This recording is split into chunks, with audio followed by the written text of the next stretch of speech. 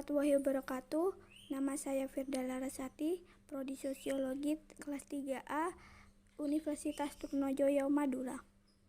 Saya akan memenuhi tugas UTS mata kuliah Sosiologi Pedesaan. Yang pertama, ada metode social mapping.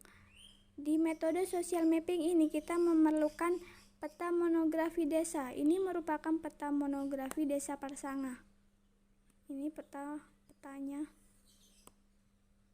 Yang kedua, ada metode diagram Venn. Di metode diagram Venn ini kita memerlukan kertas bulat-bulat kayak gini.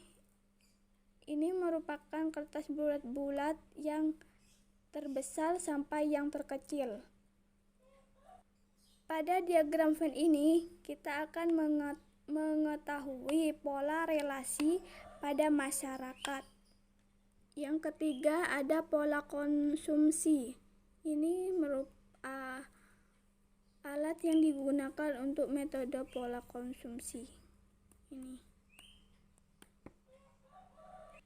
Dan yang ini adalah metode yang keempat, yaitu metode matrix scoring. Selain itu, saya juga sudah wawancara dengan aparat desa, yaitu Bapak Osni. Berikut merupakan penjelasan metode tersebut.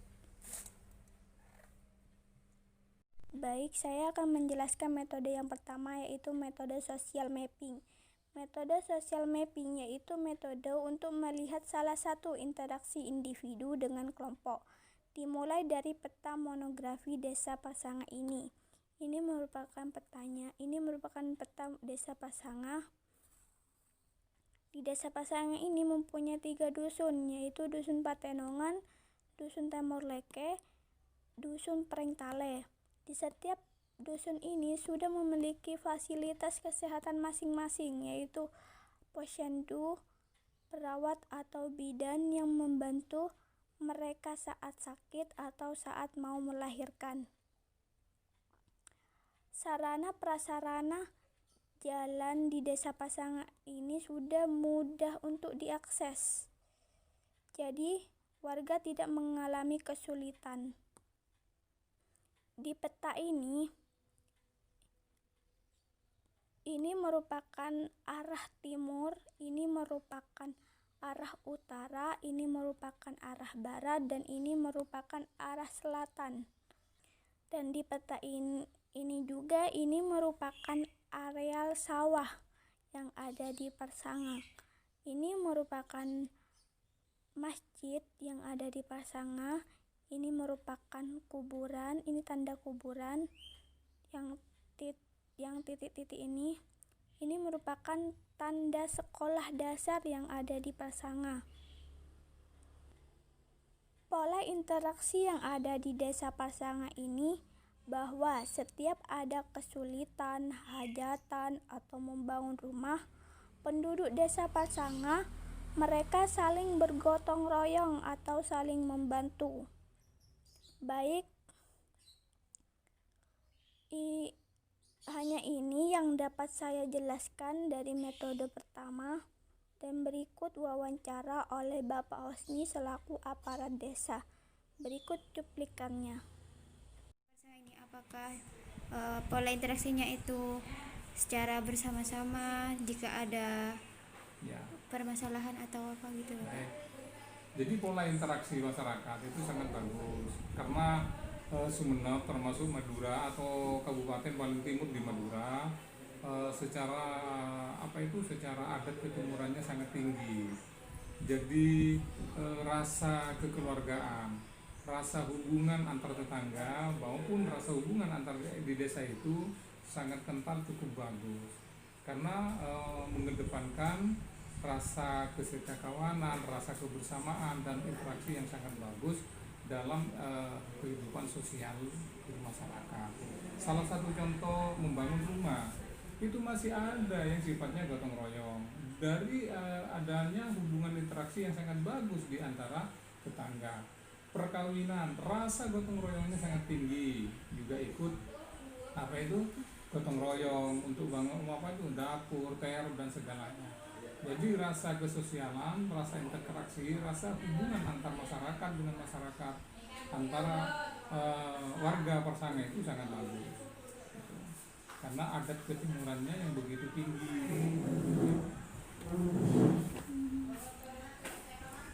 Ini Bapak mengenai mata pencahariannya di penduduk desa Persanga ini apa? Berkebun atau hanya menjadi pegawai swasta? Ya. Mata pencaharian masyarakat di Persanga itu majemuk. Artinya majemuk itu kalau dikategorikan persentase itu 40% itu adalah petani. 40% itu adalah petani. Karena rata-rata masyarakat desa Persanga itu adalah mata pencahariannya adalah bertani. Dan rata-rata dari 40% itu memiliki lahan sawah, tegal maupun ladang. Makanya di Persanga ini majemuk, dari sekian penduduknya itu 40% itu adalah petani, 20% adalah buruh tani, 15% itu adalah karyawan swasta, 5%, 10% itu pegawai. Lain-lainnya 5%-nya ya termasuk lain-lain. Jadi artinya mata pencaharian daripada masyarakat desa Persanga itu memang beragam atau majemuk dengan presentasi seperti tersebut. 40% petani, 20% buruh tani, 15% itu karyawan swasta itu. 5% itu ya lain-lain, ada yang serabutan, ada yang biro jasa dan Mengenai tingkat pendidikan penduduk di desa Persanga ini, apakah pendidikannya ini masih rendah atau sudah maju? Tingkat pendidikan masyarakat Persanga saya kategorikan sedang. Artinya tidak begitu maju, tidak begitu rendah, namun sudah pertengahan. Dalam artian masyarakat desa Persanga tingkat pendidikannya itu sangat tinggi. Dalam arti masyarakat desa Persanga rata-rata sebagai orang tua itu akan menyekolahkan anaknya ke tingkat tinggi, baik itu di tingkat sarjana. Ini sudah rata-rata bagi masyarakat desa Persanga. Keinginan daripada orang tua yang ada di desa Persanga menyekolahkan anak-anaknya itu sampai kepada tingkat tinggi, tingkat perguruan tinggi atau untuk bisa lulus sarjana.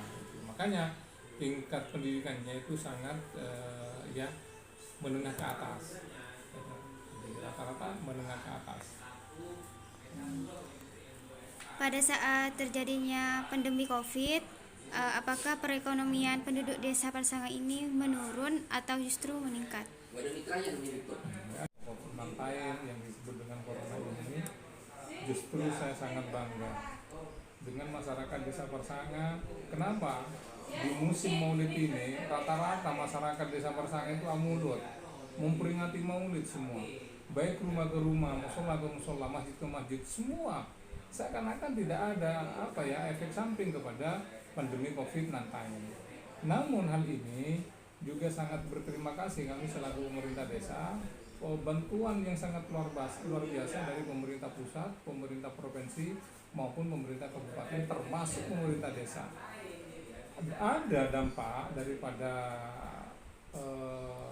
COVID-19 ini, namun tidak terlalu berpengaruh kepada masyarakat. Dampaknya ada karena memang ini adalah dampak nasional.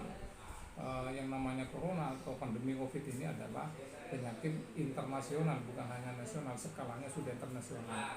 Memang ada dampak, tapi tidak terlalu berpengaruh terhadap masyarakat. Kenapa? Karena akses ekonomi, aktivitas masyarakat terhadap jalannya perekonomian ini tetap lancar-lancar saja.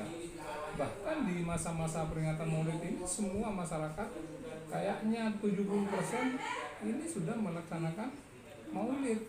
Nah, itu adalah sebagian dari video wawancara oleh Bapak Hosni selaku aparat desa Persanga. Nah, kita lanjut ke metode yang kedua, yaitu metode diagram Venn. Ini video cuplikan dari metode Yang kedua, kita akan melanjutkan ke metode yang kedua, yaitu diagram Venn. Penggunaan pada metode diagram Venn ini untuk mengetahui pola relasi pada masyarakat. Skala prioritas yang ada dalam masyarakat, kita akan melihat dari bulatan-bulatan ini, bulatan-bulatan yang terkecil sampai yang terbesar. Ini yang besar. Saya menemukan informan bernama Bapak Subaidi. Skala prioritas yang paling dipermasalahkan yaitu gaji, kebutuhan keluarga, fasilitas anak sekolah, dan uang belanja istri. Skala prioritas yang paling utama yaitu ingin mempunyai rumah sendiri. Dan skala yang paling kecil yaitu aset keluarga. Informan yang kedua yaitu Ibu Khalifah. Pada Ibu Khalifah ini, skala prioritas yang paling dipermasalahkan yaitu pendidikan anak, biaya kesehatan, dan kebutuhan sehari-hari. Dan skala prioritas yang paling utama yaitu ingin mempunyai toko sembako. Dan skala yang paling kecil adalah ingin menambah penghasilan sendiri. Dan ini penjelasan dari metode yang kedua, yaitu metode diagram Venn. Dan kita lanjut ke metode yang ketiga, yaitu metode pola konsumsi. Berikut videonya. Kita akan lanjutkan ke metode yang ketiga, yaitu metode pola konsumsi. Pola konsumsi artinya lebih fokus dengan mengetahui pola konsumsi masyarakat. Maka kita akan mengetahui pola ekonomi mikro rumah tangga yang ada di pedesaan. Nah, ini sebagai contoh dari tempelan-tempelan dan hal-hal yang paling utama pada pola konsumsi masyarakat, yaitu beras, ikan, air mineral, dan kebutuhan lainnya. Bahwa dengan pola konsumsi tersebut, kita akan tahu kebutuhan sehari-hari pada masyarakat Desa Parsanga. Nah, ini penjelasan dari metode yang ketiga.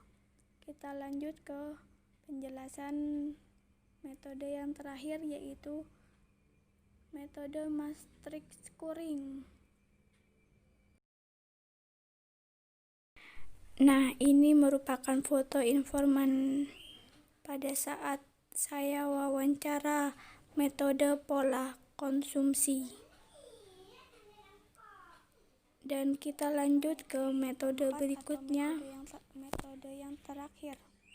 Pada metode keempat ini, ketika saya menggunakan metode ini, tidak hanya skala prioritas, tetapi keputusan yang tepat dijadikan permasalahan yang terjadi. Skala prioritas ini yang harus dipecahkan ialah matriks scoring.